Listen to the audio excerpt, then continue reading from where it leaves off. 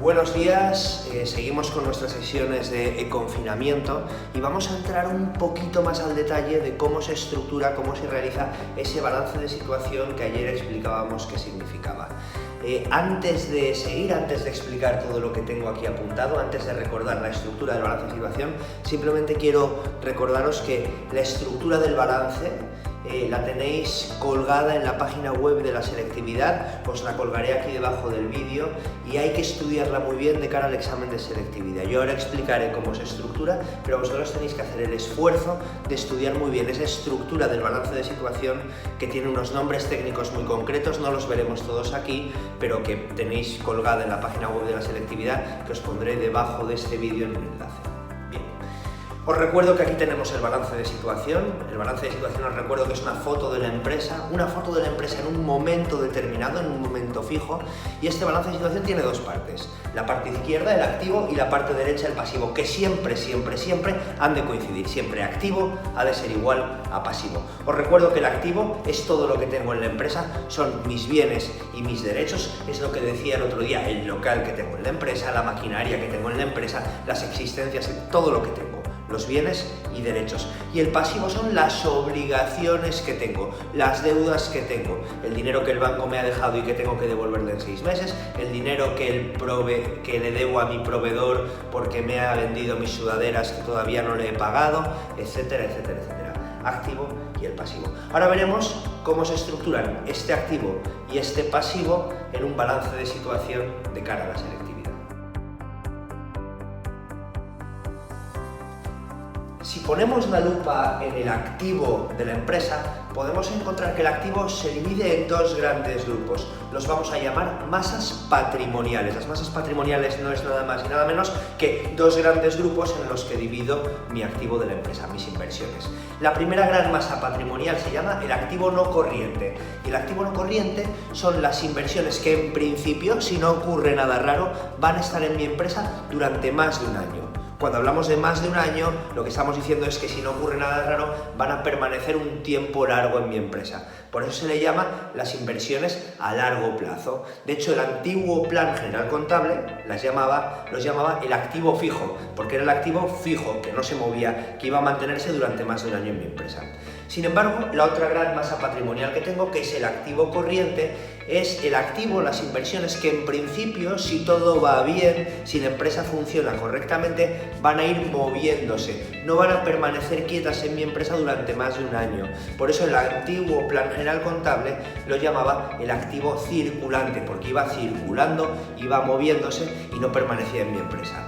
Por ejemplo, en el ejemplo que teníamos anteriormente, en mi empresa de sudaderas, pues el local, si todo va bien, si todo sigue su curso, va a ser activo no corriente, activo fijo, va a permanecer más de un año en mi empresa. Ojalá tenga mi local durante muchos años. Sin embargo, las sudaderas que yo compro para luego vender, hombre, lo suyo sería que no duraran más de un año en mi empresa. Es decir, que en cuanto las tenga yo sea capaz de ponerles la serigrafía, ponerles mi diseño y venderlas cuanto antes, que se muevan. El dinero que tengo en mi empresa, las sudaderas, va a ser activo corriente, activo circulante, decía anteriormente el Plan General Contable, el local, la maquinaria, las patentes que pueda haber, va a ser activo no corriente.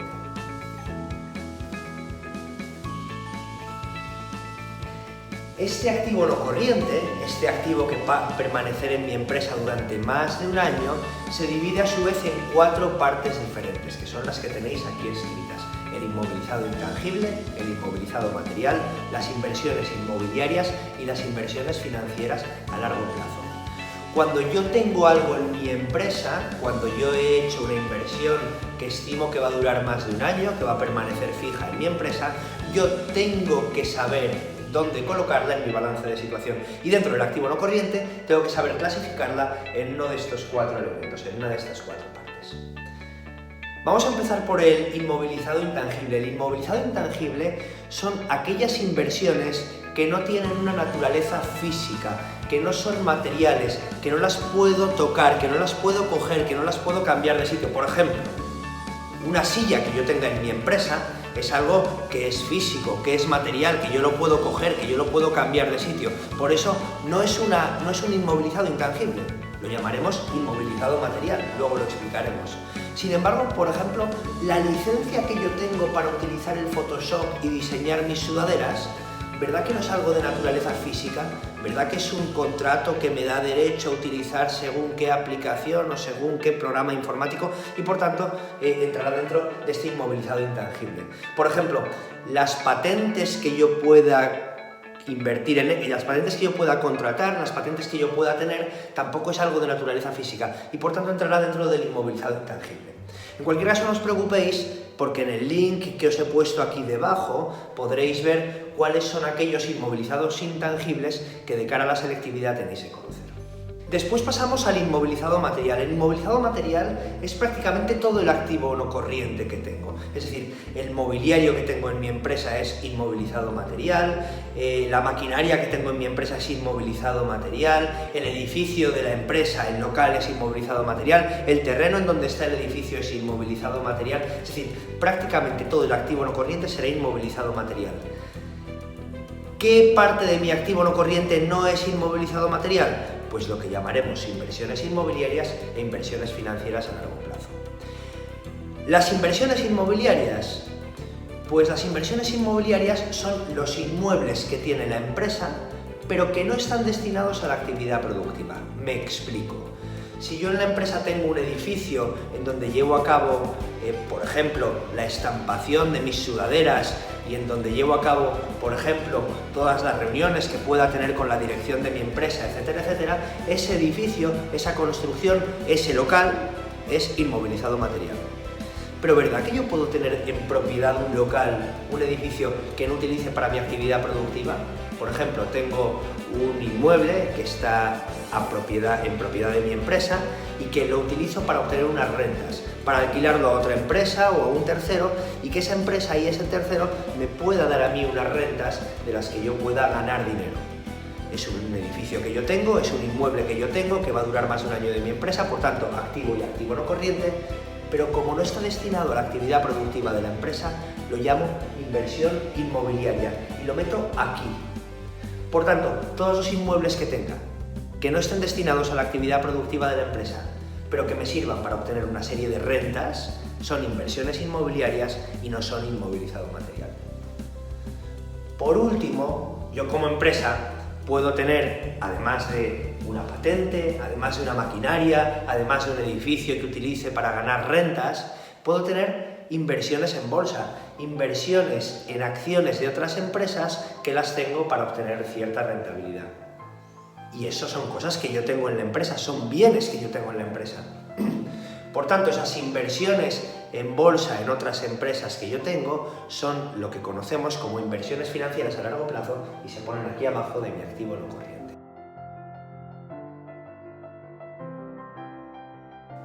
Pasamos ahora a explicar el activo corriente. El activo corriente os recuerdo que son aquellas inversiones que yo tengo en la empresa que en principio no van a permanecer más de un año, van a ir moviéndose, van a ir circulando y por eso el plan general contable anterior lo llamaba el activo circulante.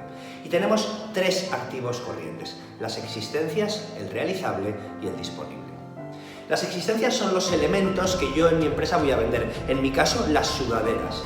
Las sudaderas que me llegan de mi proveedor, que voy a estampar y luego voy a vender, esas son las existencias de mi empresa y por tanto es lógico que no estén durante mucho tiempo en mi empresa porque la idea es que salgan cuanto antes porque las he conseguido vender. El realizable es el conjunto de derechos de cobro que yo puedo tener. Por ejemplo, si yo vendo una sudadera a un cliente y ese cliente me dice, muy bien, te la pago dentro de un mes, y a mí me parece bien que me pague dentro de un mes, yo voy a tener un derecho de cobro sobre ese cliente, voy a tener un contrato que me dice fulanito me tiene que pagar esta sudadera dentro de 30 días. La existencia que he vendido ya no la tengo, la tiene fulanito. El dinero que me debe fulanito todavía no lo tengo, me llegará dentro de un mes. Yo lo único que tengo es un derecho de cobro. Y como tengo un derecho de cobro, tengo un contrato que me dice que fulanito me tiene que pagar, ese derecho de cobro es una inversión, es un activo y va dentro del realizable.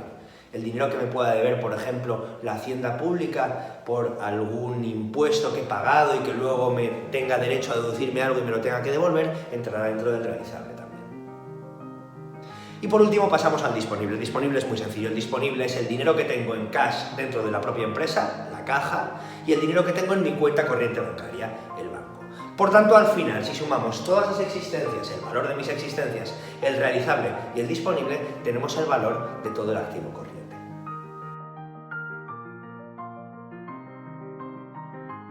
Todas mis inversiones, el activo no corriente más el activo corriente, forman el activo total de mi empresa que yo ahora tendré que buscar cómo financiar con mi pasivo. Pero antes de entrar al pasivo, la pregunta que nos podemos hacer es, bien, ¿y yo cómo ordeno este activo de la empresa? ¿En qué orden pongo esto? Porque el plan general contable me exige que las cosas que meta en mi activo las ponga en un orden determinado. La selectividad me exige que todo lo que ponga en mi activo lo ponga con un orden determinado.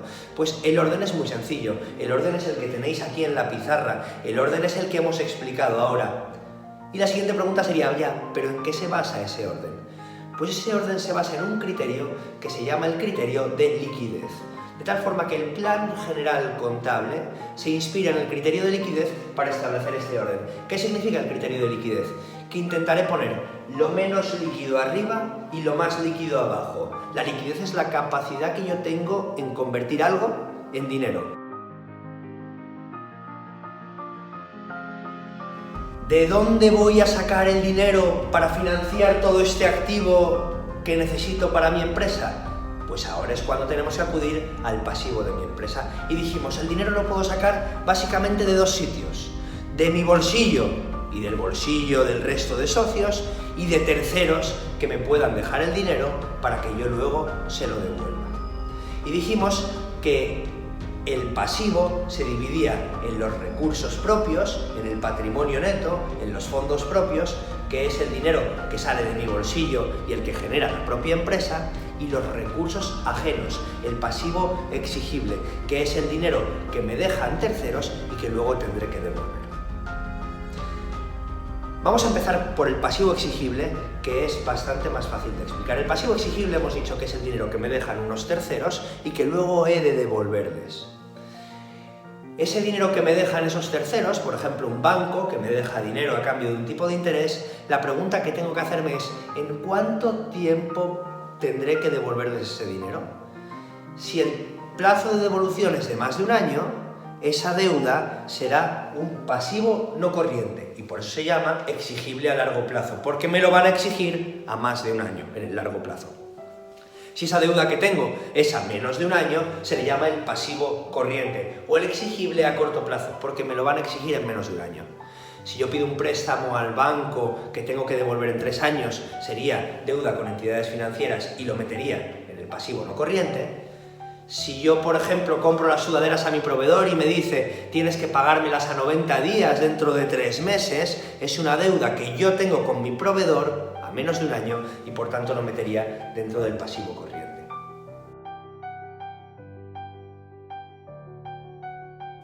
Por otro lado, todo el dinero que yo he utilizado para financiar mis activos y que han procedido o bien de mi bolsillo y el de mis socios, capital social, o bien de los recursos que he generado con el funcionamiento de la empresa mediante mi beneficio, toda esa financiación entraría dentro de los fondos propios y del patrimonio neto.